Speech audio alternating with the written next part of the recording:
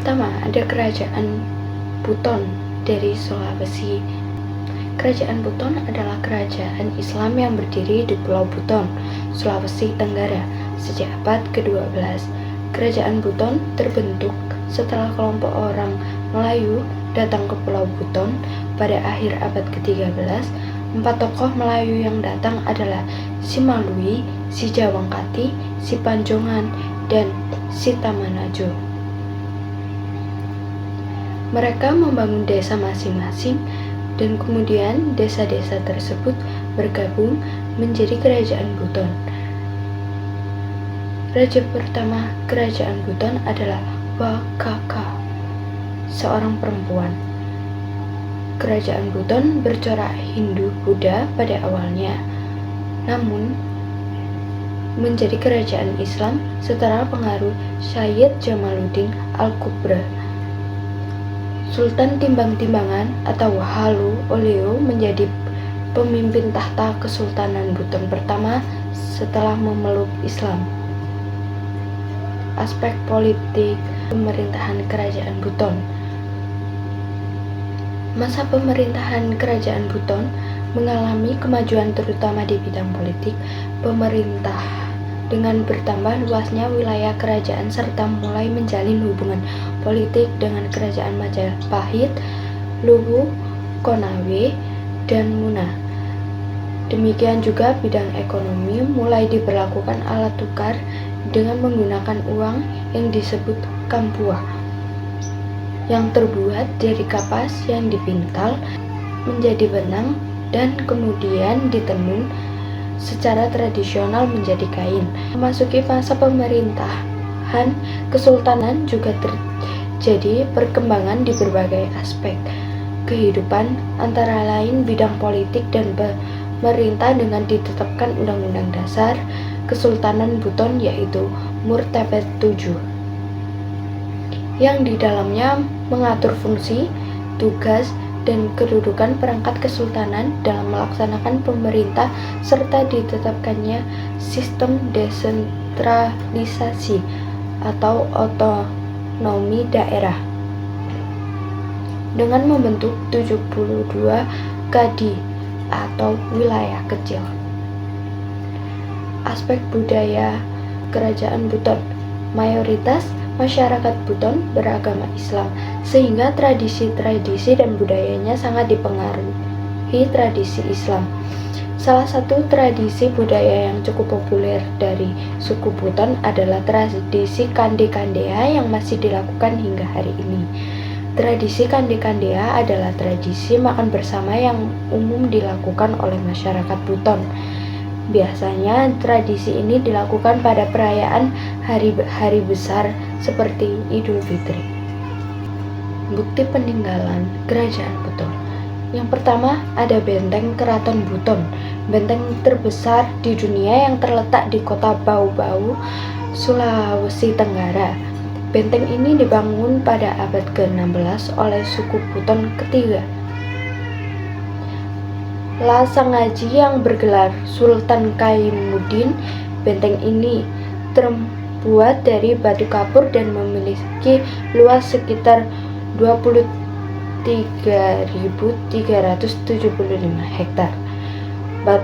Yang kedua ada Batu Popawa, batu pelantikan sultan yang berbentuk memanjang dan terletak di Masjid Agung Keraton.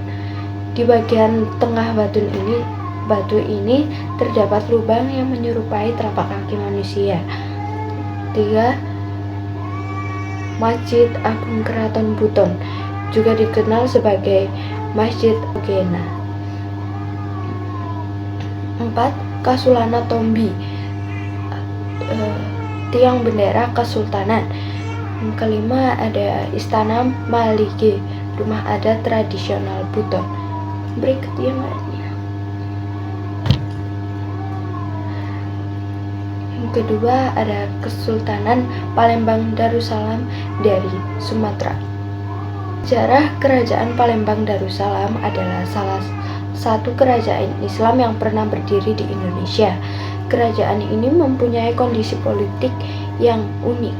Kehidupan politik Kerajaan Palembang menggunakan sistem iliran dan uluan. Berdirinya Kerajaan Palembang Darussalam dilatar belakangi oleh penaklukan Kerajaan Sriwijaya oleh Kerajaan Majapahit sekitar tahun 1375 Masehi. Sayangnya, pasca berhasil menaklukkan wilayah tersebut, Kerajaan Majapahit tidak mampu mengontrol wilayah Sriwijaya akibat dominasi saudagar Tiongkok yang kala itu dikenal dengan nama Palembang. Maka dari itu, wilayah tersebut dinamakan Palembang. Kerajaan Palembang Darussalam dikenal dengan lokasinya yang cukup strategis, sehingga kondisi perekonomiannya juga cukup baik. Adapun pendiri sekaligus pemimpin Kerajaan Palembang adalah Sri Susuhan Abdurrahman yang memimpin pada 1659 hingga 1706 Masehi. Aspek politik Kerajaan Palembang. Kehidupan politik Kerajaan Palembang menerapkan sistem monarki. Selain itu, Kerajaan Palembang memiliki penerapan sistem politik yang unik. Jadi, pelaksanaan pemerintah Kerajaan Palembang tidak berdasarkan undang-undang tertulis, melainkan mengikuti adat istiadat di setiap wilayah kekuasaannya. Sistem pemerintah yang diterapkan oleh Kerajaan Palembang terbagi menjadi dua jenis, antara lain: 1. Sistem iliran, yaitu sistem pemerintah yang dipusatkan di wilayah Palembang. 2. Sistem uluan, yaitu sistem pemerintah yang pusatnya berada di daerah tertentu. Pemilih daerah tersebut ditentukan langsung oleh Sultan dan tetap berada di bawah kontrolnya. Aspek budaya Kerajaan Palembang. Yang pertama ada stratifikasi sosial. Masyarakat dibagi menjadi dua golongan besar, yaitu priayi dan rakyat. Golongan priayi terdiri dari Sultan, Pangeran, Raden, Raden Ayu, Mas Agung, Mas Ayu. Golongan rakyat terdiri dari Kiai Mas, Kiai Agung, dan rakyat jelata. 2. Hukum Islam dan adat. Masyarakat menerapkan hukum Islam dan adat dalam kehidupan sehari-hari. 3. Arsitektur. Bangunan-bangunan di Kesultanan Palembang menunjukkan perpaduan budaya lokal dan luar. Misalnya, Masjid Agung Palembang memiliki atap berbentuk limas dengan 13 daun simbar yang menyerupai tanduk kambing. Pintu, tembok, jendela, dan mimbar masjid juga dihiasi ukiran kaligrafi khas Arab. 4. Pernikahan. Pernikahan di Kesultanan Palembang masih menerapkan aturan adat. Bukti peninggalan Kerajaan Palembang. 1. Benteng Kuto Besak. Benteng ini dibangun pada tahun 1780 di masa pemerintahan Sultan Mahmud Badarudin.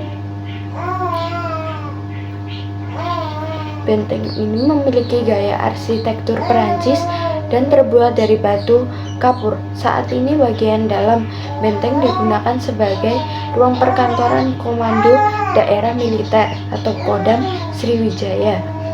2. Masjid Agung Palembang. Masjid ini dibangun pada tahun 1738 dan diresmikan pada tahun 1748. Masjid ini merupakan salah satu masjid tertua di Indonesia. 3. Kawah Tengkurep. Komplek makam Raja Kesultanan Palembang ini keturunannya yang dibangun pada 1782. Prasasti Kedukan Bukit. Prasasti ini menjadi dasar hari jadi kota Palembang. 5. Mushaf Al-Quran kuno. Mushaf Al-Quran kuno ini merupakan bukti sejarah Kerajaan Kesultanan Palembang Darussalam. Berikut contoh gambarnya. Yang ketiga ada Kesultanan Cirebon yang berasal dari Jawa. Sejarah Kesultanan Cirebon. Kerajaan Cirebon merupakan kerajaan bercorak Islam ternama yang berasal dari Jawa Barat. Kesultanan Cirebon bermula dari pendirian kerajaan yang dilakukan oleh Pangeran Cakrabuana atau Pangeran Walangsungsang. Beliau adalah putra dari Prabu Siliwangi asal kerajaan Pajajaran. Kesultanan Cirebon didirikan pada 1430 Masehi dengan nama Tegal Alang-Alang atau Kebon Pesisir. Kesultanan ini menjadi kerajaan Islam tertua di Pulau Jawa. Setelah itu, beliau masuk agama Islam dan belajar ke Sunan Ampel. Pasca berguru, Pangeran Cakrabuana menyerahkan roda pemerintahan kepada Sunan Gunung Jati atau Syarif Hidayatullah. Sunan Gunung Jati adalah putra Syarif Abdullah Maulana Huda asal Mesir dan ibunya bernama Nyai Rara Santang, putri Prabu Siliwangi. Aspek politik Kesultanan Cirebon. Aspek politik Kesultanan Cirebon di bawah kepemimpinan Sunan Gunung Jati. Cirebon berkembang sebagai pusat Islam dan menjalin hubungan diplomatik dengan kerajaan lain seperti Malaka, Aceh, bahkan Turki Utsmani yang semakin memperkuat kedudukannya sebagai kerajaan Islam termuka di Nusantara. Aspek budaya Kesultanan Cirebon. 1. Kesenian tradisional. Kesultanan Cirebon memiliki warisan budaya berupa kesenian tradisional seperti tari, topeng, debus, gembyung, dan tarli. Kesenian gembyung merupakan salah satu kesenian peninggalan para wali yang digunakan untuk menyebarkan agama Islam. 2. Upacara adat. Kesultanan Cirebon memiliki tradisi dan upacara adat yang masih dilestarikan seperti Muludan, Rajaban, dan Panjang Jimat. 3. Kuliner khas. Cirebon memiliki kuliner khas seperti empal, gentong, tahu gejrot, dan docang. 4. Arsitektur. Arsitektur bangunan di Kesultanan Cirebon menunjukkan akulturasi dari berbagai budaya seperti Jawa, Hindu, Gujarat, dan Cina. Contohnya, bangunan Siti Inggil yang dikelilingi tembok bata merah dan memiliki pintu masuk berupa candi khas budaya Hindu. Bukti peninggalan Kesultanan Cirebon. 1. Keraton Kasepuhan. Istana peninggalan Kesultanan Cirebon yang memiliki beberapa bangunan berbentuk pendopo atau joglo seperti Panjaratna, Pancaniti, dan Mandi Malang Simarang. 2. Keraton Kanoman. Istana peninggalan Kesultanan Cirebon. 3. Saung Cipta Rasa, masjid bersejarah yang dibangun pada abad ke-15 dan merupakan salah satu masjid tertua di Jawa Barat. 4. Makam Sunan Gunung Jati. Makam salah satu wali penyebar agama Islam yang selalu dipadati pengunjung. 5. Kereta Singa Barong Kesepuhan. Kereta yang dibuat pada tahun 1549 oleh Penembahan Losari, cucu Sunan Gunung Jati. 6. Alun-alun Sangkala Buana. Tempat yang sering digunakan untuk acara resmi keraton. 6. Naskah Wangsakerta. Sekumpulan naskah yang diklaim disusun oleh Pangeran Wangsakerta dari Cirebon. 7. Patung Macan Putih. Patung yang melambangkan keluarga besar Pajajaran yang merupakan keturunan Maharaja Prabu Siliwangi.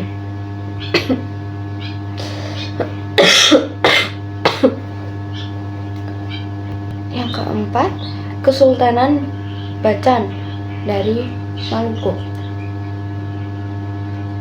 Sejarah Kesultanan Bacan didirikan pada sekitar abad ke-14 dengan pusat pemerintahan berada di Makian Timur. Namun, akibat adanya letusan gunung berapi Kibesi, pusat pemerintah kerajaan akhirnya dipindahkan ke Kasiruta. Menurut hikayat Bacan, raja yang pertama berkuasa adalah Said Muhammad Bakir atau Said Husin, yang setelah 10 tahun memerintah digantikan oleh Muhammad Hasan. Selanjutnya, tahta kerajaan diberikan kepada putranya, yakni Kolanusidah Hasan. Di masa pemerintahannya, Raja Ternate yang bernama Tulumalamu merebut Makian beserta beberapa desa di sekitar Pulau Bacan. Dengan bantuan Tidore, Sidah Hasan merebut kembali daerah Makian.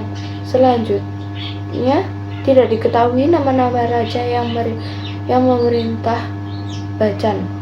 Barulah pada 1522 muncul nama Zainal Abidin yang disebut sebagai Raja Bacan pertama yang memeluk agama Islam. Aspek politik Kesultanan Bacan. 1. Sistem pemerintahan Kesultanan Bacan dipimpin oleh seorang sultan yang memiliki kekuasaan tertinggi. 2. Sultan dibantu oleh lembaga sekretaris kesultanan. Ada dewan pemerintah atau bubato yang dibagi menjadi bobato, dalam, luar, dan akhirat. 3. Pada masa Kolanusidah Hasan, pusat kekuasaan dipindahkan dari Makian ke Bacan. 4. Kesultanan Bacan memiliki pengaruh politik dan kekuasaan yang luas. 5. Pada masa kejayaannya, wilayah kekuasaan Kesultanan Bacan meliputi sebagian Sulawesi bagian utara, Filipina bagian selatan, hingga Papua bagian sebelah barat. 6. Kesultanan Bacan merupakan pemasok bahan-bahan pangan untuk seluruh wilayah Maluku Utara. 7. Kesultanan Bacan menerapkan kebijakan monopoli untuk mengontrol jalannya transaksi perdagangan. Aspek budaya Kesultanan Bacan. 1. Penyebaran agama Islam. Kesultanan Bacan merupakan salah satu dari 4 kesultanan Moluko Kiraha yang menyebarkan agama Islam. 2. Persekutuan adat. Kesultanan Bacan memiliki 9 persekutuan adat yang disebut Soanang Salapang. Persekutuan adat ini melahirkan 9 kecamatan di Halmahera Selatan. 3. Toleransi sebumi. Kesultanan Bacan memiliki tradisi